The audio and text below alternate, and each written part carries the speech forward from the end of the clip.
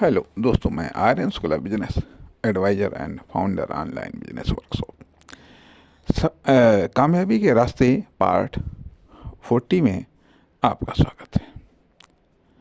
यहाँ पर हम देख रहे हैं कि सफलता को या कामयाबी को विभिन्न एंगल से देखने का प्रयास करते हैं, विभिन्न एंगल से जानने और समझने का प्रयास करते हैं और उसको हम आपके सामने रखते हैं। यहाँ पर अब दो पैटर्न आते हैं। एक पैटर्न तो आते हैं कि जो सफलता आपके पास में है, ठीक है,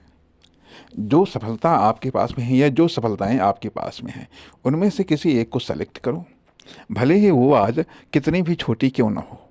भले ही वो किसी भी लेवल में, किसी भी मात्रा में या क्यों ना हो, उसको बड़ा करते जाओ, उसको बड़ा करते जाओ, उसको बड़ा करते जाओ और उसको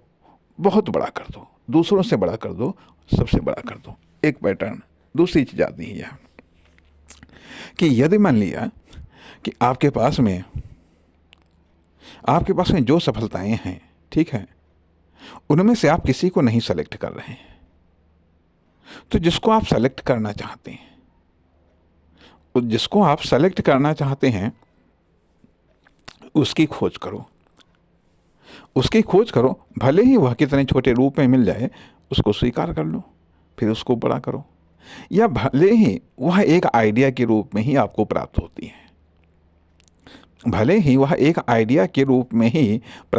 है, फिर उस पर कुछ न कुछ इन्वेस्ट करो, धीरे धीरे इन्वेस्ट करते जाओ।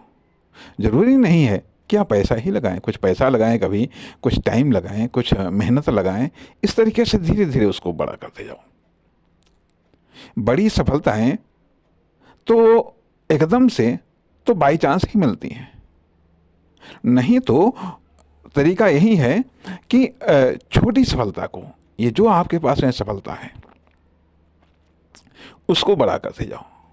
उसकी हिफाजत करते जाओ और उसको इतना बड़ा कर दो अपने मेहनत से, अपनी इन्वेस्टमेंट से कि वो आपको लगे, अर्थात वह उस लेवल पर पहुंच जाए जहां पर आपको लगे कि हाँ, यह सफलता है, दूसरे को भी लगे कि हाँ, आपकी सफलता है, इसलिए सवाल इस बात का उठता है कि आप किस फील्ड में आप मेहनत कर रहे हैं। कहने का अर्थ यह बनता है कि सफलता के दो ये पैटर्न हैं, कामयाबी के दो पैटर्न हैं कि जो आपके पास में सफलताएं हैं, छोटी बड़ी या जिस फील्ड से भी रिलेटेड हैं, भले ही छोटे रूप में से ही, लेकिन उसको आप स्वीकार कर लें, उसको आप एक्सेप्ट कर लें, और जब आप उसको एक्सेप्ट कर लेंगे, फिर उसको डेवलप करना शुरू करिएगा, बेहतर तरीके से डेवलप करिएगा और डेवलप करते जाइएगा, उस पर अपना टाइम, अपना ध्यान, अपना नॉलेज, स्किल, टैलेंट सब उसमें लगाते जाइएगा। जितना हो सके उतना उस पर इन्वेस्ट करते जाइएगा,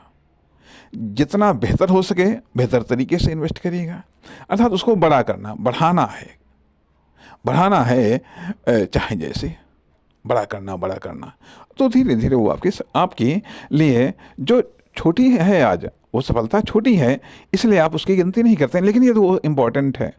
यदि आपको लगता है कि हाँ, इस रूप में ऐसा हो सकता है तो उसको बढ़ाइए और वो अपने आप में एक सफलता बन जाएगी। यदि नहीं है तो तलाश करिएगा किसी न किसी रूप में, जो भी आपको सफलता चाहिए, जिस फील्ड में भी चाहिए, उसको आप सेलेक्ट करें और फिर उसको अपनी प्राथमिकता बनाएं, उस पर फोकस करें और उसको पूरा करने में खुद को लगाएं और ये कह लीजिएगा,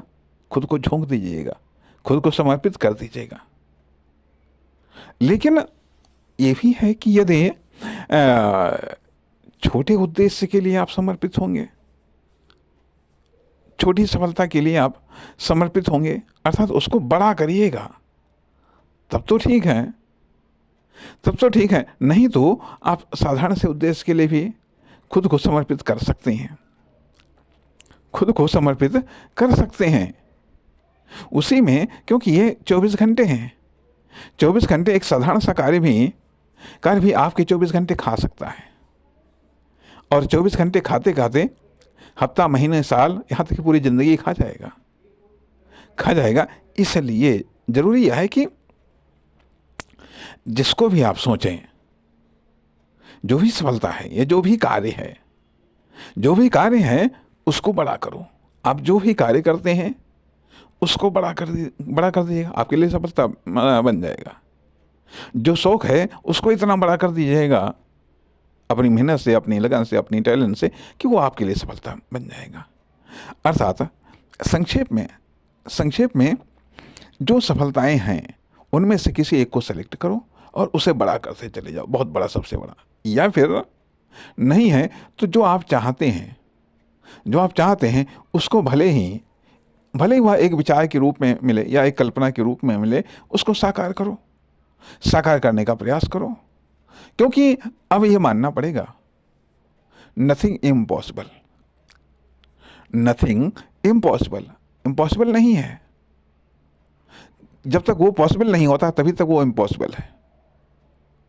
नथिंग इम्पॉसिबल। इस पर हम चर्चा करना चाहेंगे कि अगले भाग में। नमस्कार, धन्यवाद।